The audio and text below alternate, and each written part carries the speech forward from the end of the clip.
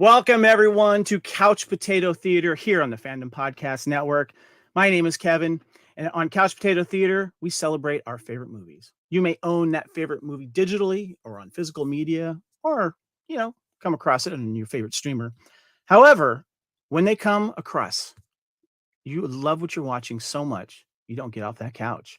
And that's the definition of what this show is all about. My name is Kevin, your host for Couch Potato Theater. We are proud to celebrate Return of the Jedi, 1983, 40th anniversary. I'd like to introduce my special guest for this Couch Potato Theater. With me, as always, co-founder of the Fandom Podcast Network, brother from another mother, Mr. Kyle Wagner. What's going on, buddy? Well, first of all, I just want to say that I've done something very special for this podcast for all of our amazing guests. I have rigged a Rancor pit under each of their seats, and I have a button ready if I don't like their takes. Sounds like it's the same pit that Dr. Evil uses at his conference table. Yes, but my Rancor has laser beams. Lasers. No, Welcome, I'm excited. brother. How you doing?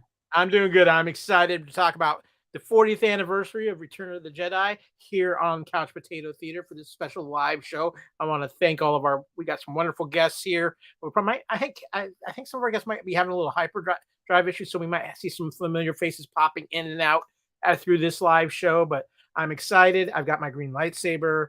I've got my Ewok barbecue. I don't ask where it came from, and it's all good, but I'm ready to talk Return of the Jedi.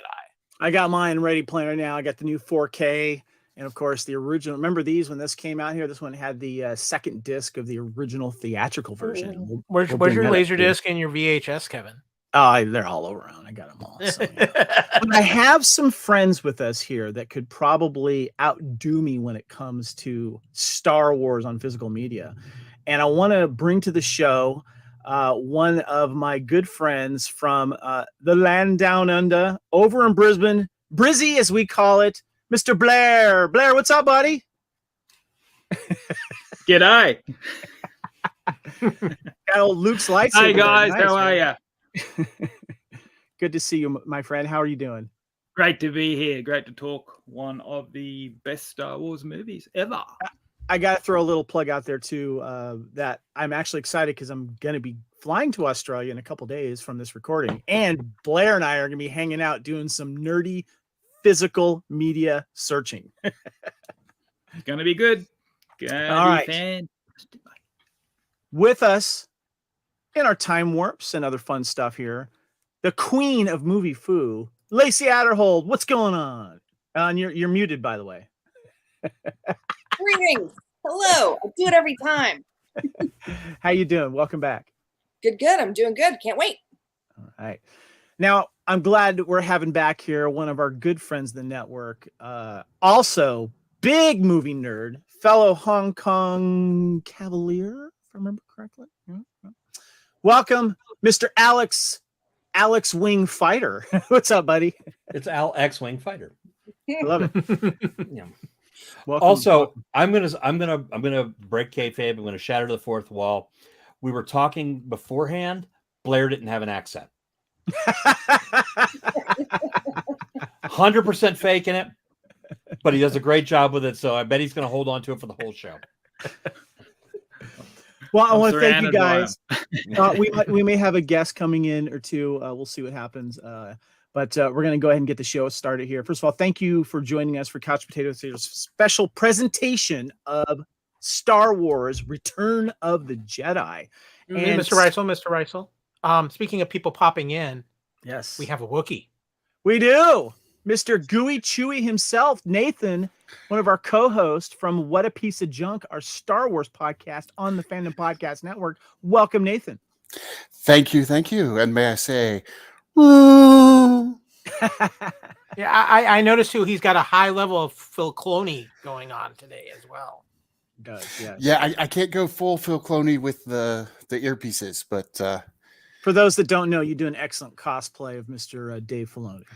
Yes, and all that it involves is putting on a cowboy hat. Well, thank you for joining us here, Nathan. Appreciate it. As I said, thank you guys all. We are here for celebrating the 40th anniversary, May 25th, 1983, Return of the Jedi, which also is the anniversary of the original Star Wars as well. We're also celebrating that, as some people call the OG Star Wars Day. So there we go. All right. Now, we all know the plot for Return of the Jedi, but I did find one I thought kind of made me chuckle from IMDb. I want to give a shout out to Robert Lynch. His IMDb plot description is kind of entertaining. He goes, lightsabers sparkle, the Millennium Falcon clashes through hyperspace, and creatures from all over the galaxy defy the Galactic Empire in this stunning third chapter of the Star Wars saga. As the rebels prepare to attack Emperor Palpatine's awesome new Death Star, Han Solo remains imprisoned by the loathsome outlaw Jabba the Hutt, who has also captured Princess Leia. Luke Skywalker rescues his friends, but he will not be a true Jedi until he confronts Darth Vader again, who has sworn to win him over to the dark side of the Force, with old favorites like Chewbacca, Yoda, R2-D2, C-3PO, and Lando Calrissian, plus the small but stalwart Ewoks. The end. There you go. You know it. There you go. All right, guys, we're going to go ahead and get right into it.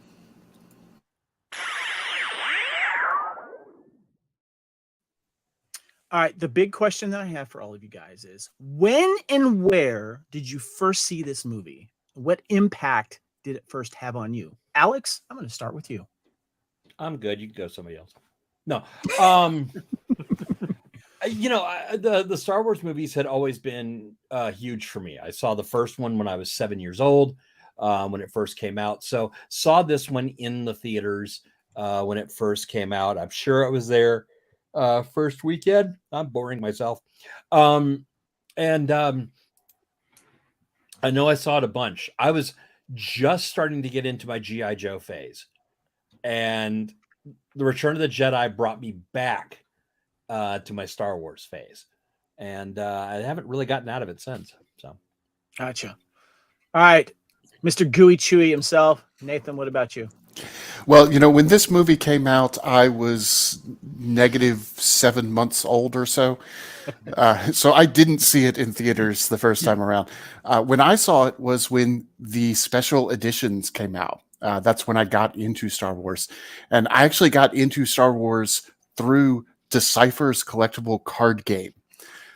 So I have a great love of gaming, and it's actually gotten me into several different fandoms, including Star Wars. I remember seeing the Executor from the Dagobah set, and that really got me into, oh man, I really want to see the movies now. So I did see Return of the Jedi when it came out. I didn't see the first one until it went to the Dollar Theater because my parents like a good deal. So they're like, we're not going till we can do it on the cheap. But by the time they released Return of the Jedi, I'm like, no, I really want to go see this. So it was my absolute favorite of the three when I was in middle school and high school. We ended up getting the special edition collector set, that gold one with the Darth Vader on the side. And I watched one of each of the movies every Friday night. I had no social life, so I had plenty of time to do that. But I always loved it when the Return of the Jedi one came around every 3 weeks. It was just my absolute favorite, and largely because Chewbacca got a pretty big role towards the end, fighting with the Ewoks, taking over the AT-ST, and that just made me love it. That's awesome. I love that. Blair.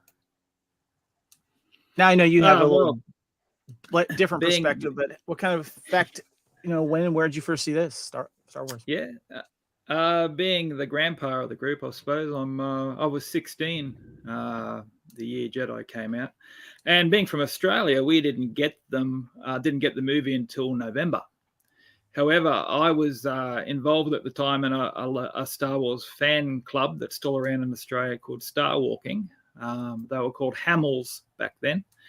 And I had the privilege of attending a merchandise premiere in Brisbane 5 months before. So basically a week after it was released in America, I got to see it here in Brisbane, Australia, with a whole group of merchandise people from Kenner, and a lot of the other groups around who are selling stuff. And the whole group of us went from the fan club, and we had a ball. Put it this way, we were the loudest cheering in the theater because everyone else was just there for business. And so that was an amazing, fantastic experience. The other problem with being in Australia as well was that for 5 months before the movie actually came out, we had access to the novelization and the comic adaptations and stuff like that. So basically pretty new. Spoiler alert.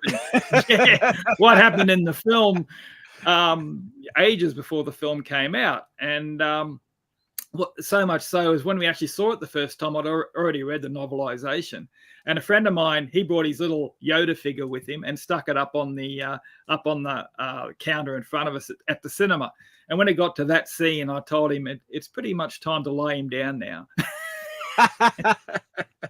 which he wasn't happy. So that was my first experience with Return of the Jedi, and I had to hold the secrets for 5 months. I couldn't tell anybody anything. So, wow, it was a pretty special time. That's pretty cool. Lacey, please tell us about the first time you saw Return of the Jedi and the impact it had on you. So I would have been almost 10. I know that this is probably the beginning of me having all male friends, because all of the girls in my class were like into Barbie and all that kind of stuff. And that just wasn't me. I wanted to go and, I was into like this and Dukes of Hazzard. But I was in Dukes of Hazzard because of the car, not because of, all the other stuff. But so I had like all male friends. And I think that's sort of how my life has progressed, because I was always the one girl that saw all the Star Wars and stuff movies when they came out. I will say that the first time I saw it was in the theater, but I think about 3 weeks later we went and saw it at the drive-in. That's the best place to see a Star Wars movie, because in the star scenes, like there's the stars behind. It's just my favorite. It's always my favorite. That's awesome. Yeah. Kyle, what about you? When and where did you first see it in effect? Star Wars, nothing but Star Wars. It was December of 1983. SNL? Is that when you? Yeah, that's it. It was December of 83, Fairbanks, Alaska, in the Goldstream Theater, the only theater in town. And I saw Return of the Jedi at a young, impressionable 8 years old. So excited for it. I was everything Star Wars. I had the figures. I had seen Empire. I'd seen Star Wars. Bring it on. The only thing that was frustrating was I didn't see it till the Sunday because of, being 8 years old. Your own transportation, and from where I lived to the theater was at that age was not allowed to bike all the way to. So, I heard it from the neighbors' kids about certain things, and I'm like, no, I don't want to know. Don't tell me, la la la. But it was amazing. It capped off what we thought was going to be an amazing trilogy, and I just, being so blown away to be back into the Star Wars universe, and it's still to this day one of the top Star Wars films of all time. Very cool. Very cool. I remember waiting to see it. I couldn't see it opening night at the time. I think I had to wait till the weekend myself. But the big question was with our friends, and I didn't have the novelization. I didn't search it out. I didn't have the comics. I didn't search those out at the time. I was just about seeing the film. But the big question with me and my friends was Darth Vader a liar? Is he really his father? What's going on? And I had some friends of mine that saw it. They said, oh yeah, he's his father, and they're like trying to spoil it. And I didn't quite believe them. And it's like, I don't know what to do. And then of course, when I saw it, it's just like, oh yeah, okay, not a liar. But it was a big deal. I remember kids having the toys, and I just remember wanting to go back and see it again here in Santa Barbara, California at the Arlington Theater. And then I think I saw it again at the drive-in because my parents like to go to the drive-in. But it was one of those days where you'd go down and take the bus or whatever. And then, this is back in those days. That's when their parents would just drop you off in front of the theater and you watch it over and over again. And I didn't see it as many times in the theater as I did with Star Wars, but I really, really enjoyed it, and it holds a special place in my heart, which I will, of course, get into a little bit later. Well, guys, one of the things I wanted to definitely touch on right away is that we are celebrating the 40th anniversary of this. And as some of you know, and maybe some of you got to participate in this or not, and those that are watching or listening to this podcast can probably attest to, is when was the last time you guys saw it on the big screen? Because Return of the Jedi was in a limited engagement here in the States for about a week. I think it was April 28th or 29th. Through the May the 4th weekend. And I know not everyone got a chance to see it, but if you didn't get a chance to see it recently, when was it the last time that you saw it on the big screen? Let's go ahead and let's start with Blair. Last time I saw Jedi on the big screen probably would have been the special editions in '97. Yeah, unfortunately, Australia didn't get recently the 40th anniversary premiere at the cinemas here, which I was very upset about, and so were a lot of people here, I know, because to me it was a no-brainer. You know, there's a whole generation of kids who haven't seen it, a whole generation of parents who want to take their kids to see it, and we got the short shift. Anyway, yeah, so 97 for me was the last time. It did come back in Australia here in 2020, that we ran the whole 3 every week. I got to see Star Wars and Empire, but fortunately the week I was on holidays was when Jedi came out, and I didn't get to see it in 2020. So yeah, 97 for me. Gotcha. What about you, Alex? When was the last time you saw it on the big screen? Oh, You're muted, Alex. Alex. I'm sitting here saying, I know I'm muted. I know. Yeah, for me, I wanted to go to the special re-release, but one, only released in 400 theaters nationwide, and 2, yeah, I never got a chance. So for me, it would have been the 97 special release, but I think I probably went like 6 or 7 times. Lacey, what about you? When's the last time you saw it on the big screen? Well, I have some friends in Birmingham who have a full-size movie theater in their basement, like 40 foot, whatever. But so that was like 6-7 years ago. But if you're talking about like in the theater with all the people, when episode 7 came out, they did a 7 film, they did the first 6 up till midnight, and then episode 7, and that was at Atlantic Station in Atlanta. And we did. I think I was in that theater with you. Yeah. Well, they had 4 or 5 different theaters, and they actually, because it was such a long marathon. Well, at the time it was a long marathon. It was like 3 months later they did the Marvel one that was like 11 movies or something, or 22 movies. But yeah, so we did the full, and it was great because everyone was in costume, and they opened up the Publix next door. Actually stayed open until like 2 o'clock in the morning to do sandwiches and everybody, because it was cool. Now, Nathan, I know you were in that theater as well for that episode 7 one, and then I think you went again to the episode 8 one. But... No, Scott went to the episode 8 one. Okay, gotcha. Okay. But as I recall, you and I were in a later showing of that marathon because we didn't. They did 3 back to back. They did one that started at like 4 in the afternoon, one that started at 5 in the afternoon, and one that started at like maybe earlier, maybe 3, 4, and 5, like that. The one we went to started at like 2 in the morning. Yeah, that was the one that I went to. Yeah. Okay. So we didn't see episode 7 until like later in the afternoon, the day it came out. Okay. But yes, that is the last time that I saw Return of the Jedi on the big screen, was in that movie marathon.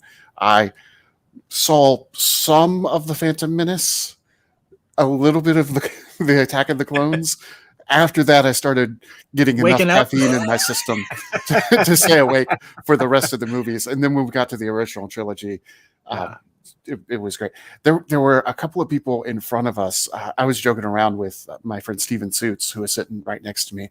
We were commentating all through the movies up until Return of the Jedi, because after Empire Strikes Back, there was a couple sitting in front of us who turned around and were like, "Can you be quiet?" I'm like, "Y'all don't understand the whole concept here, but okay." That's funny. Kyle, what about you? When did you last see Jedi on the big screen? It was about 3 weeks ago. 40th anniversary re-showing at the AMC Regency in Brandon, Florida. It was a very fun experience because what I found was the crowd was a nice mix of people who had seen Jedi, but a lot of people who hadn't seen it on the big screen. And you could tell because the minute the crawl started, out come all the cell phones to record the crawl on the screen. No.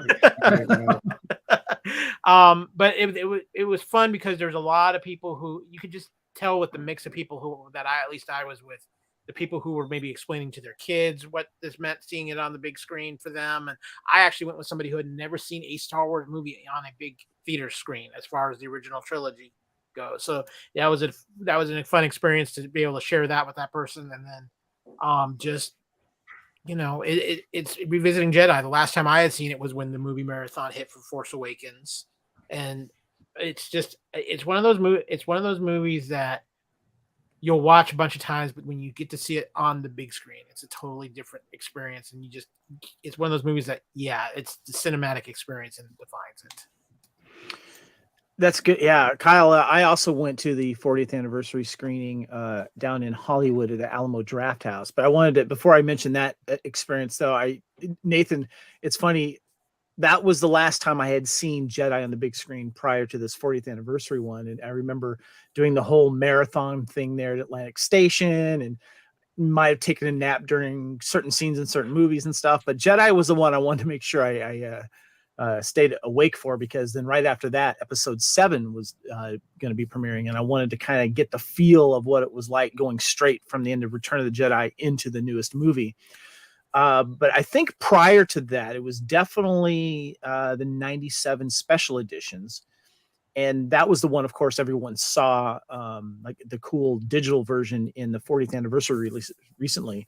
But before that, I want to say early 90s, my local theater was holding a special charity event where they showed the entire trilogy, and it was the original prints.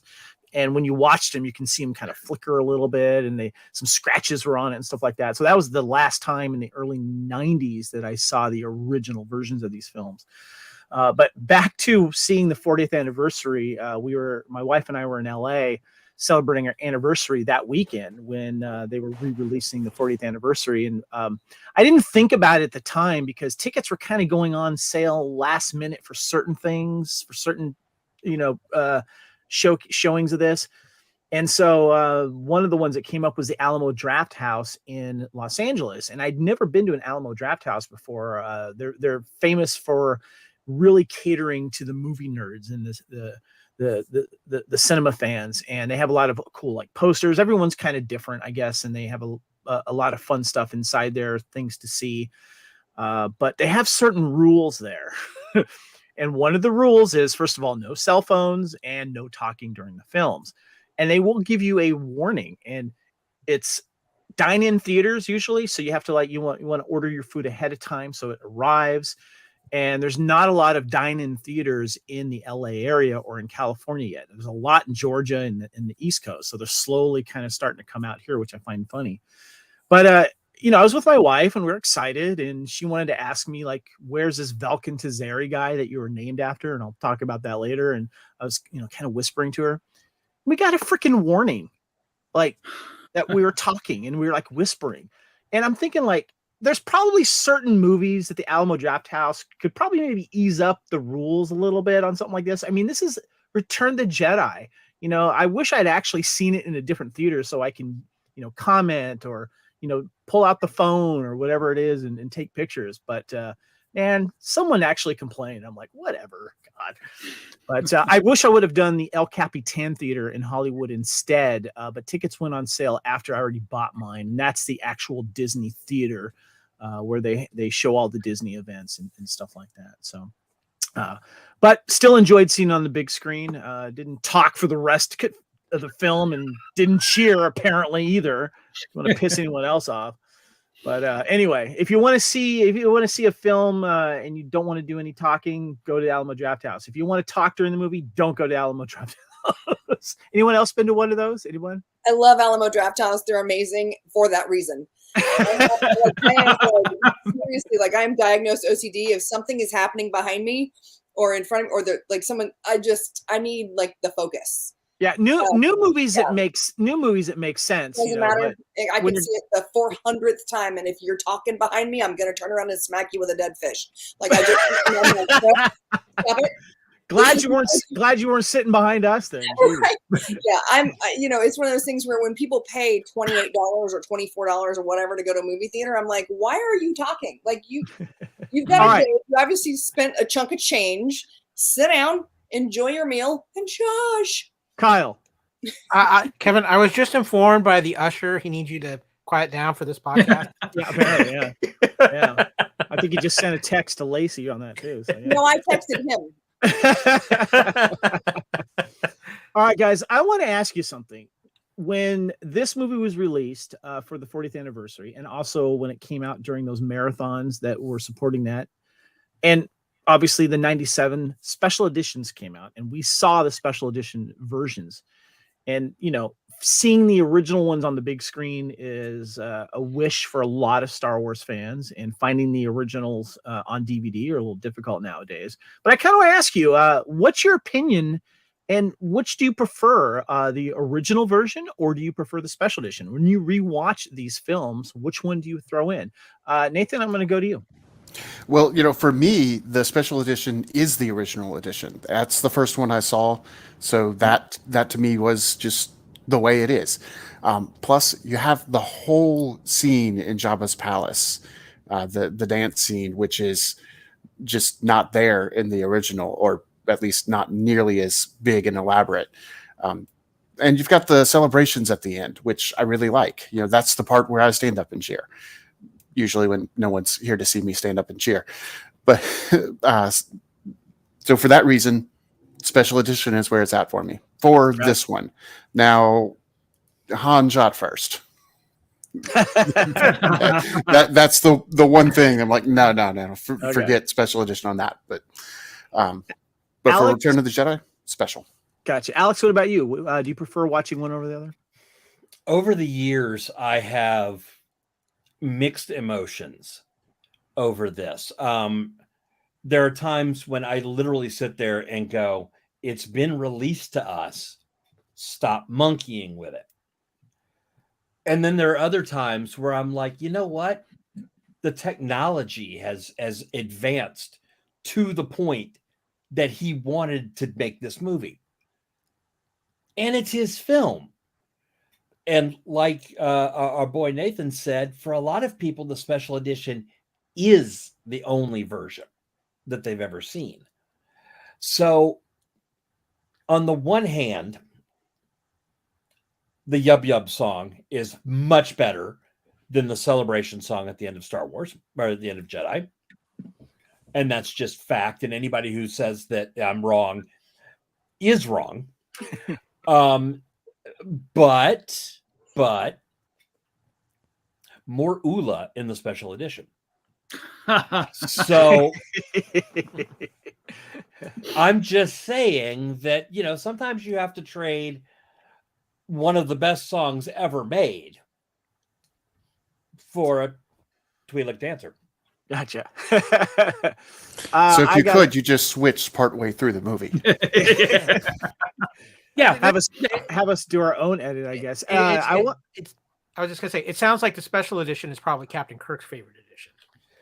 Well, Kyle, since you're talking, what do you prefer? This is a mix. I think of all of the special editions versus the regular, Jedi is the most mixed bag, because there's some really cool shots that they added into the special edition of Jedi, especially seeing all the other planets in the celebration. Some of the extended stuff at Jabba's palace, some of the extended stuff at Jabba's palace, I can live without too. There's, for me, I think at the end of the day, Jedi is the one that, though, I will take the original cut every time. You got the Ewok song. You just don't have. Jedi has always been the one to me of the special editions too that feels like it has the most forced stuff in it, as far as this is where Lucas really is like, okay, yeah, I'm gonna put this in. And there's some other feelings I have about Jedi that tie in with that special edition, but I'm going to save those for a little bit later, because I think it reflects something a turn that Return of the Jedi marks in Star Wars that I think has kind of stayed with Star Wars in a good and bad way since Jedi came out. But overall, yeah, give me the original edition. Give me the practical effects in the original edition, and just give me that amazing movie as it stood. Gotcha. All right, Blair, you're a little older than us. What is your Yub feeling yub on this? yub nub rules. Yes. Yub nub rules. Yub nub rule. Yeah, I've got to go. I'm the original all the way. I suppose for the same reasons. I mean, it was the first version that I saw at the movies when I was a tender age of 16. And yeah, there's just so many things of the special edition that I just didn't enjoy. You know, I don't like the Sarlacc with a beak. I don't like Hayden being in the Force Ghost at the end either. I think he just looks a bit too creepy for me. Whereas Sebastian Shaw looked suitably loving and all that, and I got the feeling they were going with.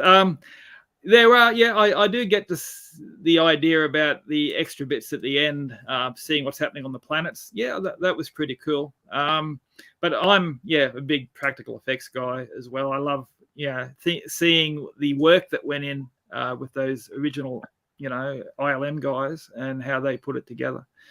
And the other thing that annoys me too is that we can't have the original version on physical media as a proper release. I'm all for, update the film on that, but give us both versions officially, that I suppose that's where a little bit of my annoyance comes as well. But, put it this way, anytime I watch Jedi, I watch the despecialized edition. And that's basically the only version that I will watch, when I'm watching the film. Excellent. Lacey, what about you? Do you have a preference?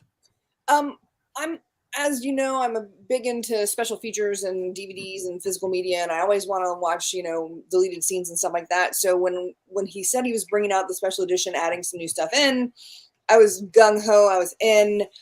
I love the extra explosions. Some of that stuff was really awesome. I don't need to see a herd of bantha. I don't need to see, like there's the shot right after they cut out of Jabba's palace where, the creature, grabs something to eat with his tongue and then burps. That's not necessary.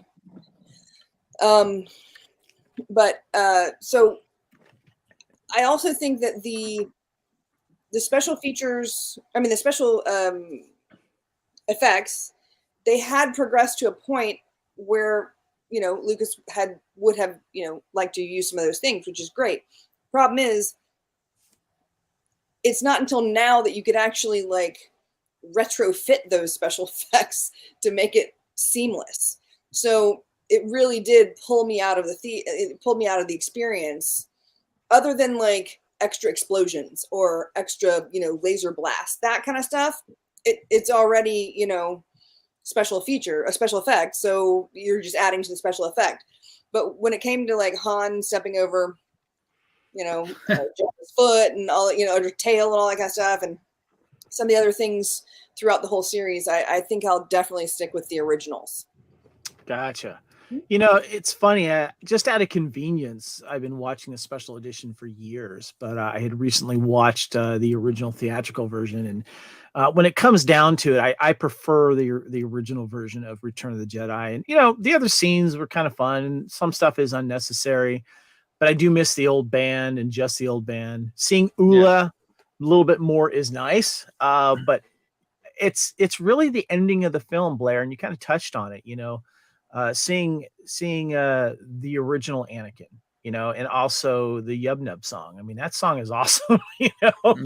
And I love the fact that you see them partying, partying with Ewoks and stuff like that. And it's catchy. And, the new music is nice. It's nice to see what else is going on around the galaxy, but I don't think we need to see that. And I hope that one day we do get a cleaned up original version, cleaned up as in clarity wise, not, with any new change or anything like that. But, I think that when it comes to the special editions, they're fun for different reasons. They were fun for the Star Wars card game, other little scenes and stuff like that. But definitely give me the original version over that and stuff. So, All right, guys. I wanted to touch on. Oh, by the way, real quick, before I go into the next segment, I was rewatching the deleted scenes, and I was trying to think in my head if I were to do my own Kevin cut.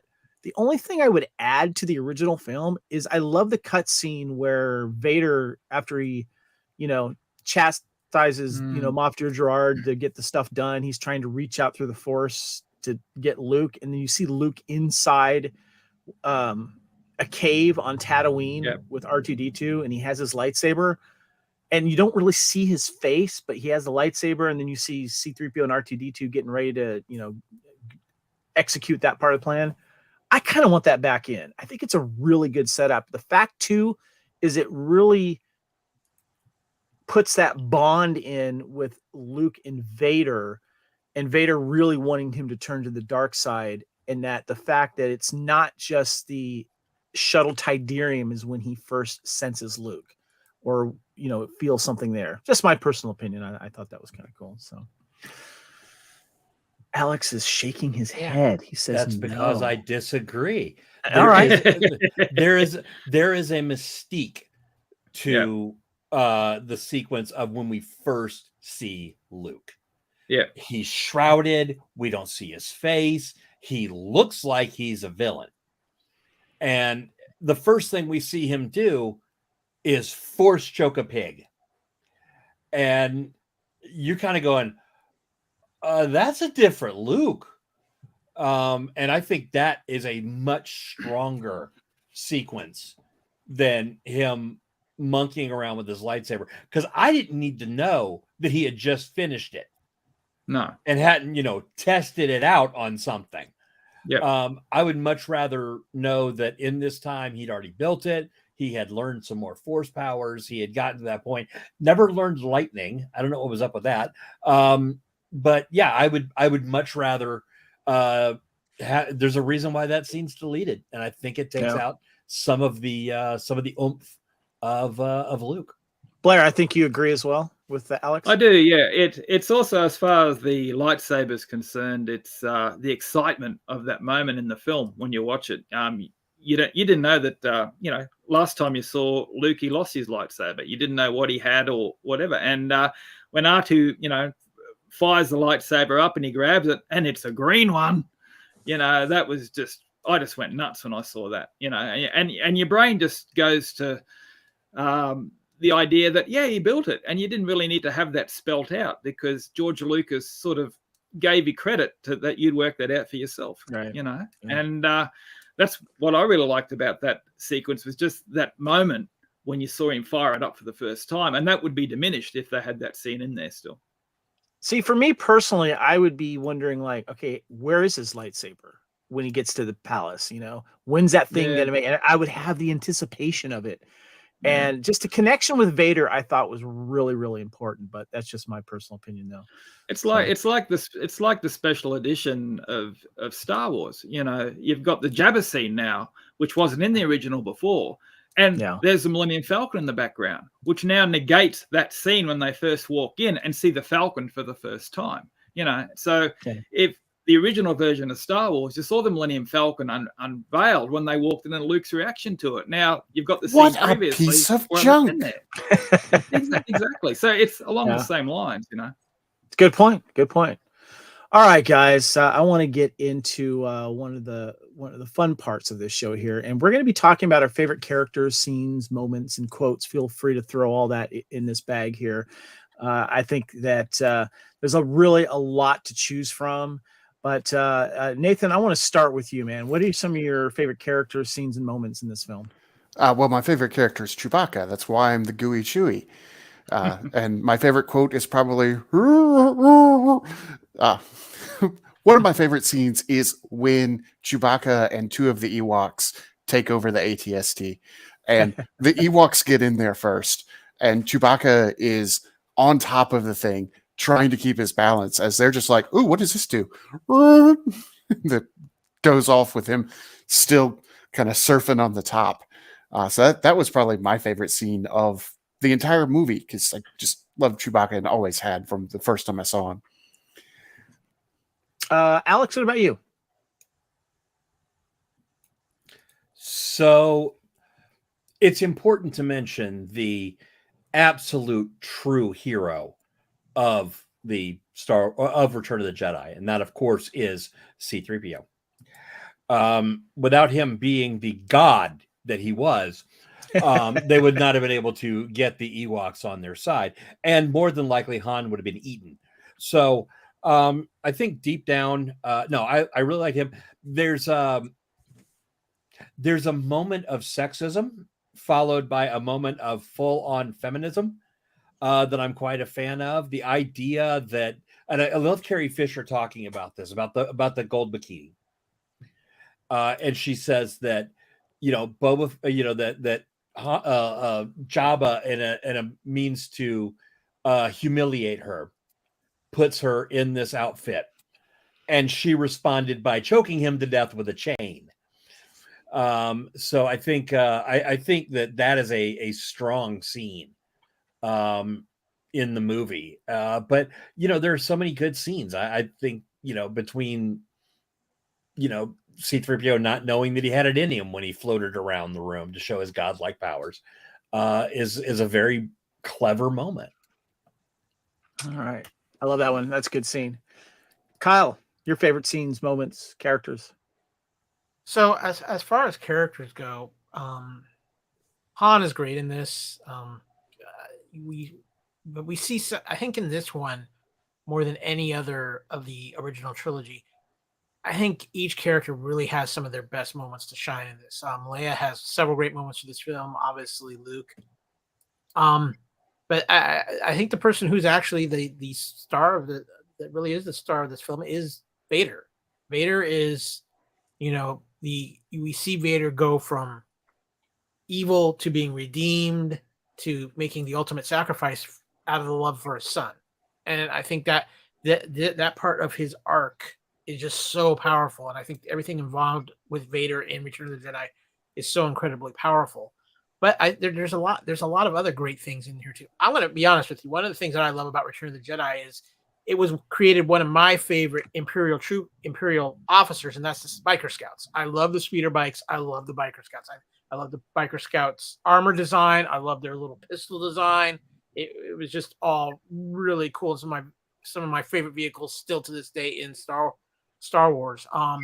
And another moment that I love in this is right before they're leaving to go on the mission to Endor, and Han has that scene with Lando where he encourages Lando to take the Falcon. And then there's that brief pause, like, why do I feel like I'm never going to see her again? And I think that's just a great moment in that. And to me, too, one of the just most iconic shots in Star Wars is when the B-Wing fighter flies through the bridge of the Super Star Destroyer, and you see that Super Star Destroyer just crash into the Death Star, because it just reflects the size and the scope of things. Because here is the Super Star Destroyer in this battle, looks absolutely huge, but as it falls into the Death Star, it looks so tiny. That's a great scene. That's an awesome scene. Lacey, favorite moments, characters? I'm a big fan of the humor of it all. I think most of my love of Han Solo is because he's just got that kind of devil-may-care attitude about a lot of things. The first shot the first scene where he is, where Chewie is thrown, or where he's thrown into the cell with Chewie, and Chewie's just like hugging on him and everything else, and telling him what's going on, and a Jedi, what? Oh. And then it was I'm out of it for a little while, and everyone gets delusions of grandeur, and that's just so great. The whole fly casual conversation is still one of the best. Yeah, back and forths.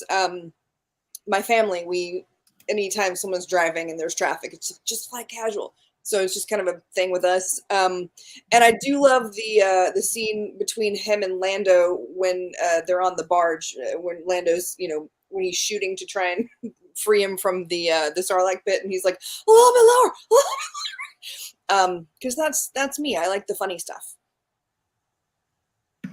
Blair, what about you? What are some of your favorite scenes?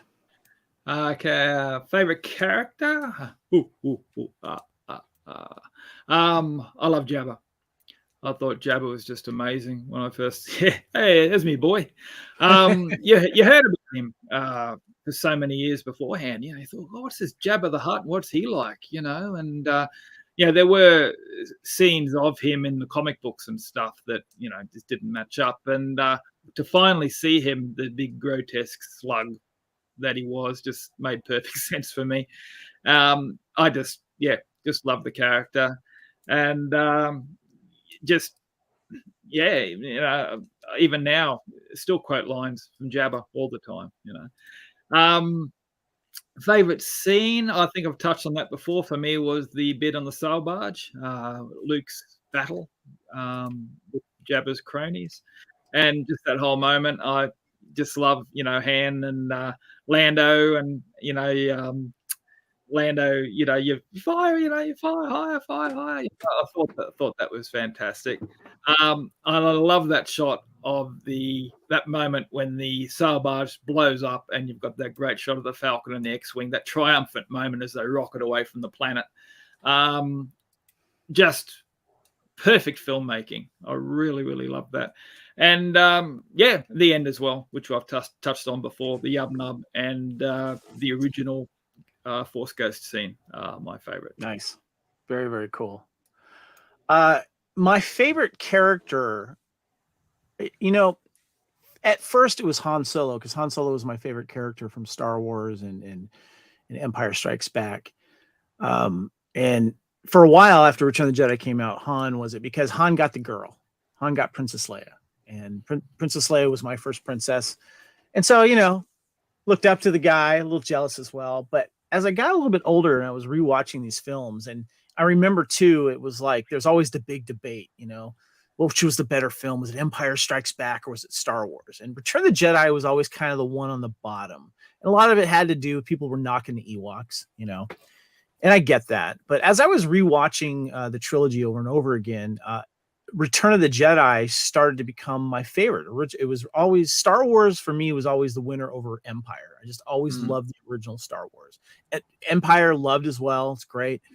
Got dark, but there was a time in the 90s where Return of the Jedi eclipsed Star Wars for me and started becoming my favorite movie of the trilogy. And especially after seeing the 97 editions.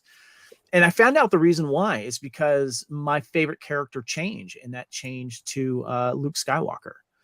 The reason why is because he became a badass, and this could go against my argument of the reason why they didn't show that cutscene is because you see him come in, as Alex, as you said too, that he kind of had a little darkness to them. He choked out a Gamorrean guard, and but he was so sure of himself, especially the way that he approached Jabba. I love that scene. He says, he tries to do the force trick on him, and it doesn't work.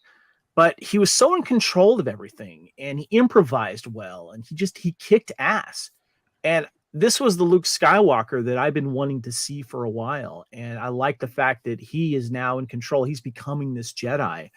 And when it comes to favorite moments, the scene here is actually my favorite moment in the entire trilogy. When the truth comes out, when he leaves the little storm the garrison, so to speak, and there's a party there with the Ewoks and C-3PO's telling the story, and he walks out, and Leia senses something's up, and because when he kind of teases what he wants to talk about is when he meets on the ship, and she's like, "What is it?" And he says, "Ask me again sometime." And she does. And this is the scene, and this is where he explains what's happening. And I love these moments here between them, and that, he has no memory of his mother and she does. And, and we speculate on this for a long time, but this is one of my favorite scenes in cinematic history is this scene here. I get goosebumps thinking about it, and I just love it every time. And also too, to be honest with you, my favorite Leia is the Ewok village Leia. I love this long hair that she has. I just think she looks gorgeous. And it ends with a funny scene with Han coming in going, "What, you could tell him?" And then Han decides to realize, like, I need to step it up here, and he apologizes. And, that's when they have a nice moment as well. So that one right there is my favorite. So, anyone else? Alex, yes. Kyle, I'll get to you next, Kyle. Just a real quick note, because you had we just saw those photos of Luke, and it reminded me one of the most clever things they've done this film, because we didn't know what Luke was going to do. We didn't have that knowledge of, was he going to, how dark has he gone and everything. Throughout the entire film, he wears black. Yeah. Straight black through the entire film until Vader is redeemed. Nathan just showed it. He opens up his shirt, and the inside of the jacket that he's wearing is white, to show that he was, I assume, white inside the whole time. I don't know. So, Chasing Amy is a reference, but anyway,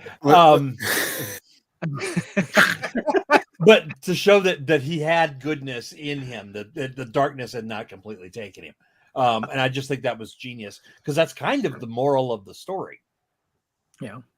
Kyle, you had a thought? Yeah, well, two things here. Jedi is also the film that gives us the two coolest looking characters in maybe Star Wars history, and yet still gives them absolutely nothing to do. Of course, Boba Fett, and of course the Crimson Guard, who are just so cool looking, but just stand there, just chill, do nothing. And since we're talking about quotes of the film and everything, I just want to say that everybody I'm podcasting here on this podcast with is my kind of scum. Nice. Fearless and inventive. I did want to mention too, there's another reason why I really like this film over the other ones, is the end of the film is genius when you are balancing three fantastic battles with characters doing really cool things. And one of my favorites, obviously, I love the lightsaber duel between Vader and Luke, because you got the Emperor looking over everything. And I love the fact too that Vader taunts Luke when he realizes, sister, you have a sister, and she's gonna come to the dark side, and he goes, no. I love that. But at the same time, you've got, of course, the battle on Endor, and as you mentioned, Kyle, we get the speeder bikes and everything else there, and the Ewoks, and then you get the fantastic space battle with Wedge and Lando leading the fight. And I just think that's a great way to end a film, with three battles going on at the same time, coming to the conclusion that it does. But I want to ask you guys something interesting here. So my wife and I were recently doing a podcast for Valley Girl, another movie that's celebrating its 40th anniversary. We also saw Flashdance 40th anniversary recently as well. And we were listening to a podcast, and we were discussing, and I'm going to call this the then and now segment. Think about this, guys. 40 years later, I want you to take your kid perspective of Return of the Jedi and then your adult perspective now. How did you look at it then now? And what do you do as, 40 years later, or whatever your age is now? Do you look at it differently? Did your opinion change on this film? And the reason why I bring this up is because for me personally, I did have a thing against this film with the Ewoks, like everyone else did. But as I got older, I'm like, these guys eat people. They look cute, but they're badass when you think about what they do. And, they can take care of themselves. And yeah, I get it. Sell toys, blah, blah, blah. And I'm sorry, but there's nothing cuter than a bunch of Ewoklings, little baby Ewoks. Come on. How cute is that? The original baby Yoda. Let's put it out there. But I wanted to know if, with the whole thing with, what was the better film over Star Wars? It seems like Jedi's kind of down there, whatever. But I'm seeing a lot of people liking this movie a lot more. I don't know what that reason is. So I want to hear from you guys. Blair, I'm going to start with you. Your young version watching this for the first time. You now, what's your different perspective? When I was 16, I thought it was the greatest movie I'd ever seen. Special effects out of this world. But as time goes on, I still love the film as much now as I did then. My main perspective shift was just realizing, as I got older and started, researching things like the Vietnam War and stuff like that, realizing what lesson and message that George Lucas was trying to put out there. When you've got like as far as the Ewoks are concerned, a primitive race of people taking on a big machine and winning, and obviously a lot of that had come from his work when he initially was working on Apocalypse Now back in the day, and he took a lot of those concepts and put them into Return of the Jedi, which I didn't really pick up on at the time, but I just thought it was just absolute genius. So I look at that from that perspective now, especially how important the Ewoks actually were to that battle.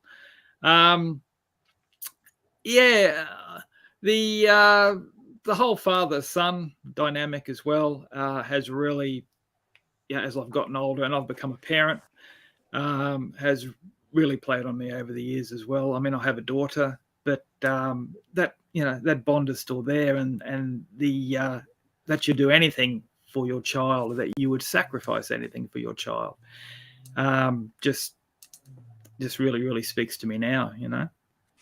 Gotcha. Nathan, what about you? Has your perspective on this film changed? Well, in a way it has.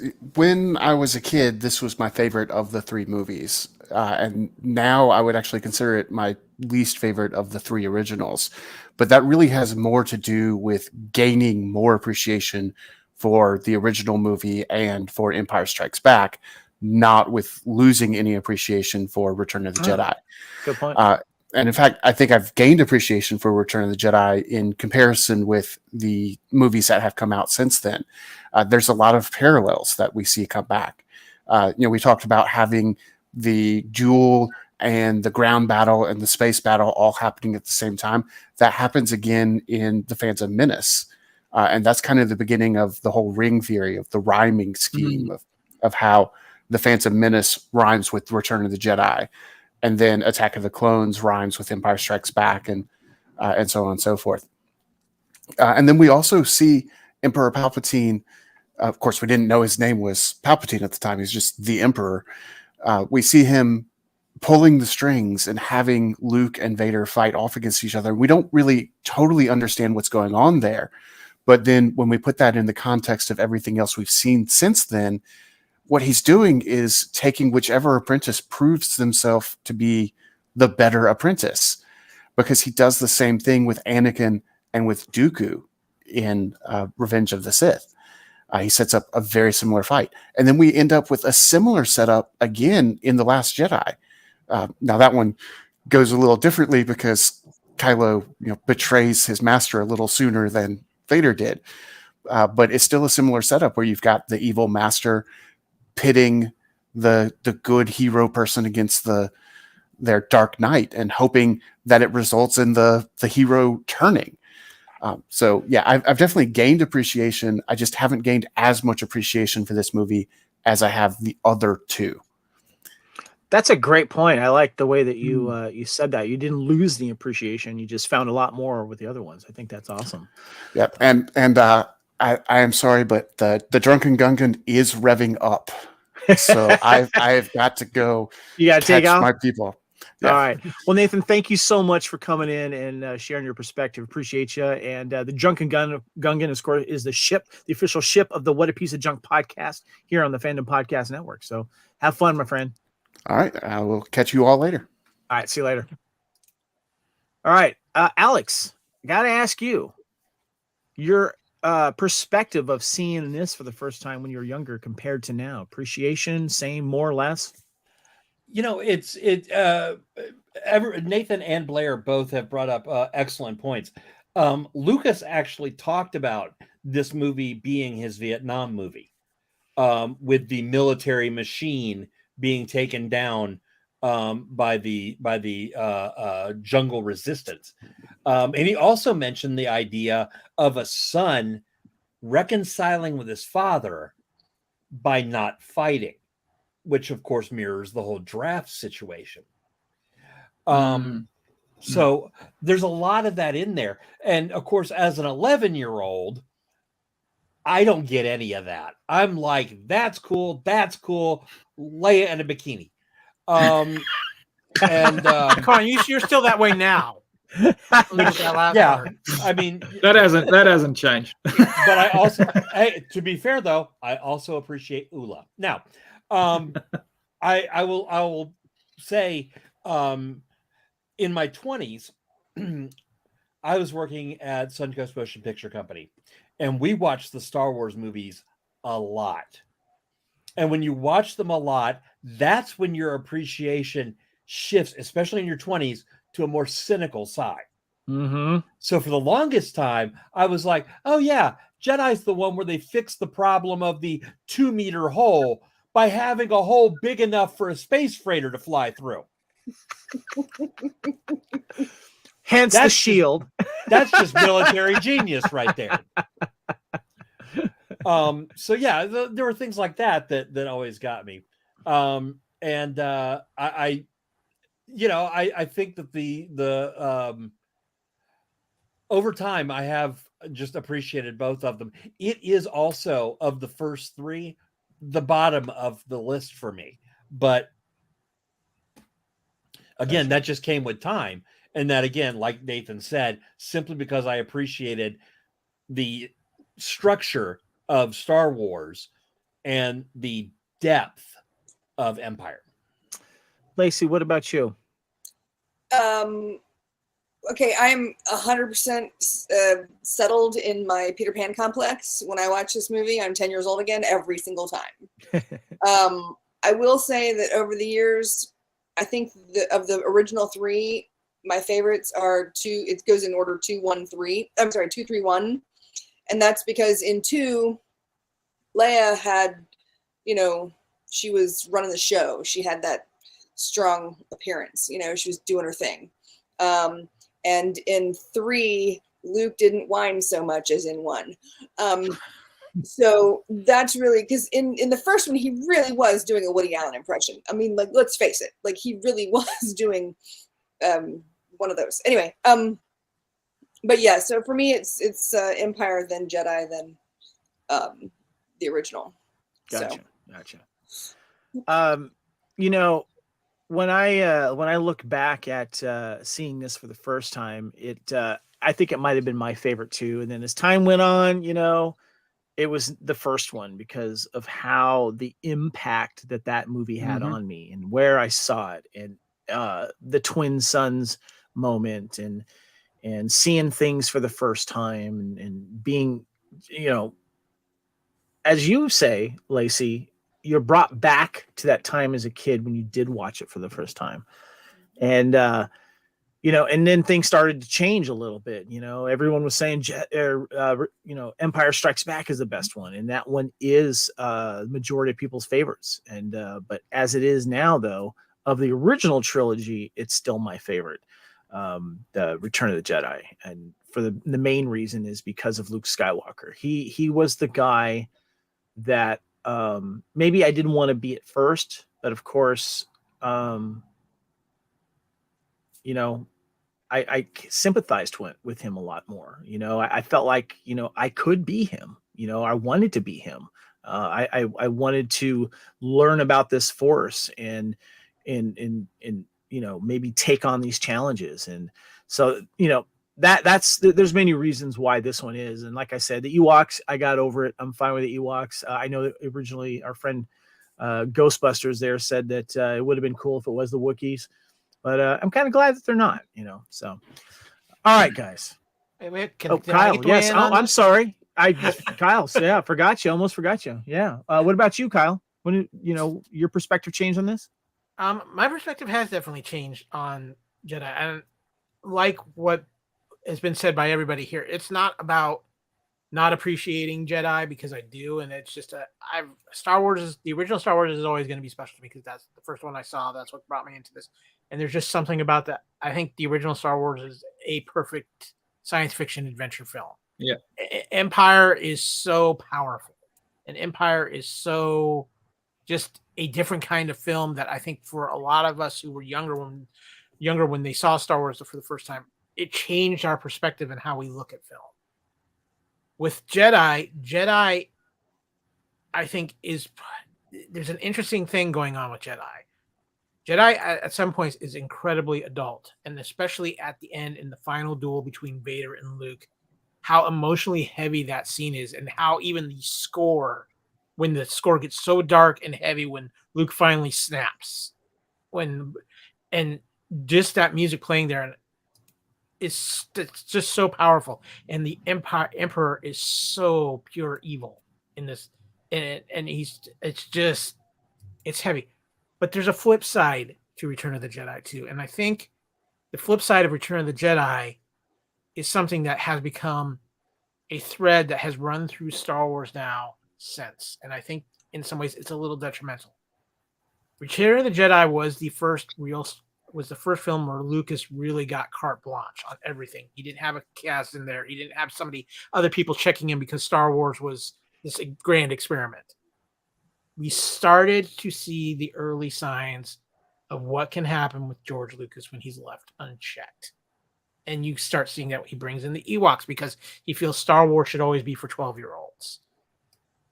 Again, this is just something you see it when the prequel trilogies come out. There's a little bit more of a kid factor. There's a little bit more silliness. There's a little bit more of these things. And I think you can pinpoint this with Jedi, is that you start seeing what happens when George didn't have somebody to bounce his ideas off of. And I'm not saying this is a bad thing. It's something I think when we look at history, you can kind of feel that starting point with Jedi. Jedi is still absolutely amazing film and a great ending to an amazing trilogy. I think afterwards, something changed within George afterwards, and how he approached Star Wars and some things he had. And I think because he didn't have anybody there to check him, Star Wars went in some interesting directions. But when I look at Jedi now too, combined with everything else, I still believe this to this day. Episodes 4, 5, and 6 are as perfect of a trilogy as you're ever going to get. Yeah. And Jedi, and it's because Jedi has such a strong ending. I do believe that the special edition weakens it a little bit, mainly because of having, as much as it's not a knock on Hayden Christensen, just having him in there, because he's so much younger, and there is this weird feeling of he's the same age as Luke in this. Are we getting this because of the prequels and things of that nature? There's just sometimes you mess with things a little too much, and I think that in Jedi's case, it's a classic that's maybe been messed with a little too much with the special edition, and also just some of the things you pick up on it. But it's so powerful, and it's so amazing how it caps that trilogy. It's things you can overlook, but I do think it's got an interesting history to it, how it affects Star Wars going forward. So, Kyle, I think you kind of jumped in on the your thoughts that you were sharing here. Might have jumped into my final question here for you, and I'm going to let you finish this off here. Please give us your final thoughts on this movie. And you made some really good points there. I don't know if you wanted to add on to that, but also, where does this film currently rank in all of your Star Wars movie fandom? Well, as far as my final thoughts for this movie, I mean, this is a movie that helped build my childhood and helped build my love for fandom, for Star Wars, for science fiction. So it's a huge special place in my heart. It's not my favorite Star Wars movie. In fact, I would probably rank it right now 4th for me if you're looking at all of the Star Wars movies, because of Rogue One being so amazing and climbing up the ladder so quickly for me over these last few years. I am a huge Rogue One fan. The original and Empire are still my 2 favorites. Rogue One is 3rd. Jedi would be 4. But it's a part of me that's always going to be there as a child, as a fan of Star Wars now. It's an important film. I can't watch the original. I can't watch the other 2 without watching the 3rd. Sometimes we have these trilogies where, I can watch these 2 and not watch this one. This is one of those ones you have to watch it the whole way through. Yes, you might like Star Wars or Empire more, but you still need that piece of Jedi because it's still that powerful and that important. Lacey, what about you? Give us your final thoughts on this movie, and where does it rank in your Star Wars movie list? I would say it's probably 3 out of all of them, maybe 4, just depending. If I'm going to sit down and have a Star Wars day, I'll usually start with episode 3 and do chronological and sort of end with either 7 or 8, depending. But I do skip Rogue One because it's a little bit more depressing in the overall, because you know that everybody dies. And I'm a, it's like, it's kind of a, Alex gave you his spoiler eyes look. I just noticed yeah, that. I mean, it's cool and all, but like, I don't get me wrong. I enjoyed it when it came out. It has some good backstory. But it felt a little bit like a mission report, like reading a mission report of like, this is what happened, when we already knew everything about this going into the opening scene of Star Wars. So it felt kind of like, I've never been a fan of prequels because if you lose the mystery of what's going to happen, like there's no, Ghostbusters. Spoiler alert. Yeah. But I will say, I think that there's still a lot that can happen with all of the franchise. There's so much to catch up on at this point. I'm actually kind of swimming. I still only seen Mandalorian season 1, and I haven't seen any Kenobi yet. So I know there's a lot going on, and I know there's several other things that are on the horizon, and hopefully I'll keep up with it all. But it's I think it's interesting to see different people's takes on things, and I hope that the whole franchise continues to grow. I'd prefer it to be in theaters than on my television, but that's just me. Yeah, so I think that finding the time to watch 6 or 8 or 12 episodes of something as opposed to going to a theatrical event and going to see a film in the theater, that's just me. That's the film degree in me. Right. That's my jam. So, but yeah, that's All right. kind of where I am on that. Blair, before I get to Yeah. Alex here, Blair, what are your final thoughts on Return of the Jedi, and where does it rank in your Star Wars movie fandom? Jedi would probably rank, number 3 for me. I'm with Kyle, as in, it's the ending to, you can't get a better ending to a trilogy. It's probably the weakest of the original trilogy cinematically, and the laziest as well. Look, we all know the original ending George wanted was the Wookiees to take down the original Death Star, and so he repurposed that ending for Return of the Jedi. And initially at the time, like, what, a second Death Star? Where were they building that?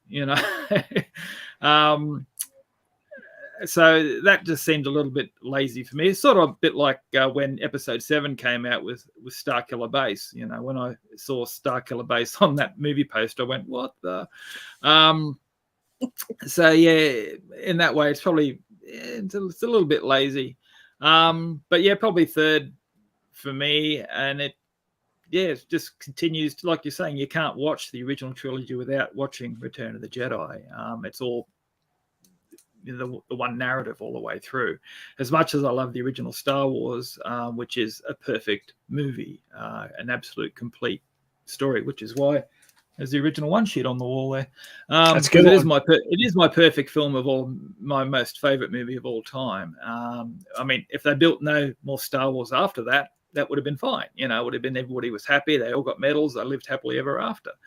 And the bad guys were destroyed, and that was great. But Empire took it further, and you wanted to know more about the characters. And Yoda was amazing. Yoda was fantastic. And Return of the Jedi, it just seemed like it didn't really take the characters as far as Empire did. And it was a little bit lazy. By that stage, George was making big dollars, and the toys were really starting to become an issue, become a thing. So I really think that's why we do have Ewoks as well. Was that, look, when you face it, Ewok is Wookiee backwards, but cut in half. So, so yeah, all that was playing a part as well. But and like we've said before, you could really see the germination of Lucas starting to be unchecked and do his own thing, for good or for bad. But yeah, I enjoy it. I still love it. And so number 3 for me. Gotcha. Alex, what about you, man? Final thoughts on the film, and where do you rank it in your Star Wars films? When discussing trilogies, it's very easy to get into the whole, this was good, this was bad, blah, blah, blah, blah, blah, which one's the base trilogies. There are numerous lists that talk about that. And the best argument that I can give is Godfather 1, Godfather 2. You don't need Godfather 3. Spider-Man 2. You don't need Spider-Man 3. Lord of the Rings is a little bit different. But that being said, the perfect trilogy is right here. Jedi is a perfect ending. Where does it fall on my list? What day of the week is it? Right. Because there are times when I want Jedi on my television. There are times when I want Force Awakens or Last Jedi, Rise of Skywalker. Not as much as the others, but still, it happens. Star Wars is Star Wars for me, and it took me a long time to get to that point. I still am not a fan of the first 3 films, but that doesn't mean I don't see the good in them. They brought more people to the fandom, and anything that ultimately brings people in is worth it. So, Are you referring to the prequel trilogy? Yeah, Okay. which I used to pretend didn't exist. Mhm. So I'm of the opinion, like, for Jedi's terrific just the way that it is. It's a great completion to the saga of Luke Skywalker and Princess Leia. It is a fantastic 1, 2, 3 hit because we have that whole Skywalker family dynamic. I'm fine with it. I still, to this day, if it's on, I'm gonna watch it. Yeah. Great points. You know, when it comes to Return of the Jedi, one of the things that I think brought me closer to it being my favorite was how the EU, the extended universe in the books and the novels and the comics, really built the foundation around what we saw at the end of this film. We got to see the heroes that we were, that they became. We got to see them, procreate. Han and Leia had kids, and Luke got to continue doing, his thing, his training. And I loved always coming back to Return of the Jedi and seeing how those books really just expanded the universe. And I always thought it was kind of funny too, because a lot of the book art was based off the most recent versions that we've seen of these characters from Return of the Jedi. Even though it may have taken 20 years later, you saw the Endor Han maybe grade a little bit more, something fun like that. But I just always kept coming back to this one. And this film I've actually will come back and just watch by itself. And also too, for those of you that know me, I have not become a fan of the sequel trilogy, but like the prequel trilogy, it's brought a lot of new fans into the Star Wars universe, which I think is good. But it did, for certain reasons, it didn't handle the characters the way that I wanted to see them, and that's a whole different thing. And so my headcanon had to really kind of be challenged there, But I can always go back and watch this trilogy. I can go in, and sometimes I've actually gone in and skipped the original and watched Empire, and then gone right into Jedi, because I think that's a great transition there. I love that transition of going into Empire into Jedi. I'm going to be a little self-indulgent here as well. One of the other reasons why I like Return of the Jedi was that I was fortunate enough to become a little bit of the Star Wars universe, more specifically Return of the Jedi. When I worked for Decipher, started in 1999 with the new prequel trilogies coming out.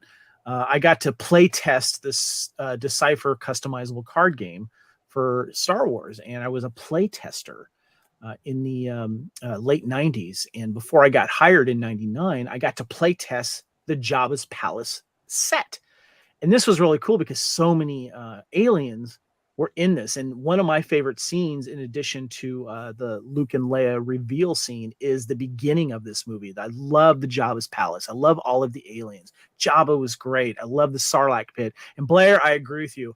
I don't like seeing the little mouth coming out of it. I thought it was ominous just seeing these little tentacles because it left it kind of a mystery, but these Jabba's aliens, they needed names. A lot of them did not have names, and Decipher had the right to name these characters, and they had to be approved by Lucasfilm, and they had fun with the names. They would do anagrams of people that either worked at the company or people that play tested. Some of the anagrams of these aliens were some of the people's pets, and it was really funny to kind of learn a lot about this later, but I found out that they used my name, Kevin Reitzel, as an anagram for just a lame alien on the skiff there. He's there on the far left, second from the left there. His name's Velkin Tazeri.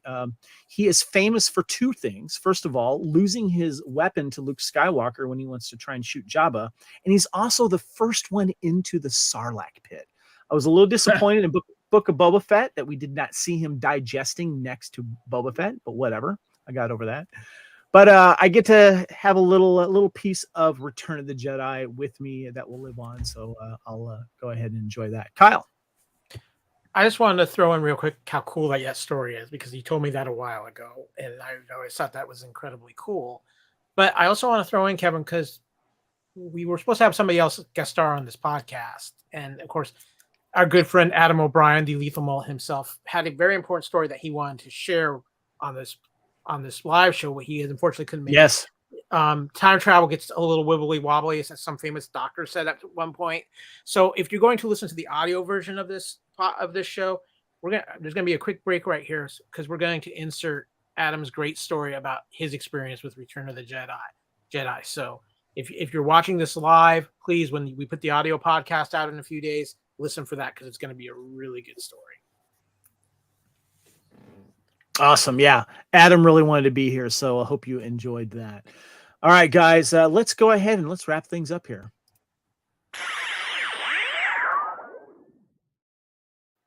I want to thank you all for joining us live and listening and watching Couch Potato Theater celebrating Star Wars Return of the Jedi, originally Revenge of the Jedi. Revenge of the Jedi. Thank you guys for tuning in. Really appreciate it. I want to, first of all, Alex, thank you so much for coming on. Appreciate everything that you shared with us today. And let us know how we can find you out there. Right now for social media, I'm not doing a whole lot. Kind of taking a break, working more in theater. But if you happen to be in the Atlanta area and like to see improv, I'm a member of the Legion of Comedy. We perform in Cartersville. Our next show is next Friday, and it's going to be a lot of fun. Nice. Very cool. Very cool. Lacey, where can we find you? I'm kind of going to take Alex's answer about social media. I am not a member of a comedy troupe. But I'm Lacy Pants on all of the places, but I don't really post a whole lot. So I'm kind of a boring follow. And give a shout out to, you've been guesting on our Time Warp podcast as well. I mean, I hang out with these guys a lot over the interwebs. Yeah. Blair, where can we find you? I'm on Instagram, Blair at Movie Hug. I'm also Facebook creator, moderator of Rebel Rousers Queensland, which is a Brisbane, Queensland Star Wars fan group. And the odd podcast here and there. And by the way, as of this recording, I'll be seeing you in about a week. You will. All right, Kyle, where can we find you, brother? Well, before you can find me, just remember this whole time in this podcast, I have been holding a Coca-Cola thermal detonator. Uh-oh. I offer you $50,000 for that bounty. 35, no less. No, you can find me, of course, all over the place here on the Fandom Podcast Network, including some just great recent releases we had out. We've been doing a lot with 1983 recently with our Time Warp show. We just had some fun with that. But you can find me on Twitter at AKyleW, on Instagram at AKyleFandom, and of course, here all over the place on the Fandom Podcast Network. Speaking of, yes, my name is Kevin. You can find me on Twitter and Instagram at Spartan_Phoenix. And as Kyle mentioned, check us out on our master feed for audio podcasts at fpnet.podbean.com. You can also, please, if you're watching this on YouTube, please subscribe as well. We'd appreciate that. And give us a like, share it as well. I appreciate that. And guys, thank you so much. I want to give a special shout out, of course, to my buddy and brother, Kyle. Lacey, thank you so much, as always. Alex, thank you. And Blair, thank you so much. I want to also give a shout out to Nathan, who dropped in as well. And Adam, sorry you couldn't make it, brother. Looking forward to hearing your story. All right, guys, thank you so much for joining us here on the Fandom Podcast Network YouTube channel and celebrating Return of the Jedi here on Couch Potato Theater. And until next time, we will see you on the couch. Oh, yeah, Kyle? It's a trap. Couldn't resist. To get that in. It's a trap. Until next time, we will see you on the couch in a galaxy far, far away. Thank you, everyone, and goodbye.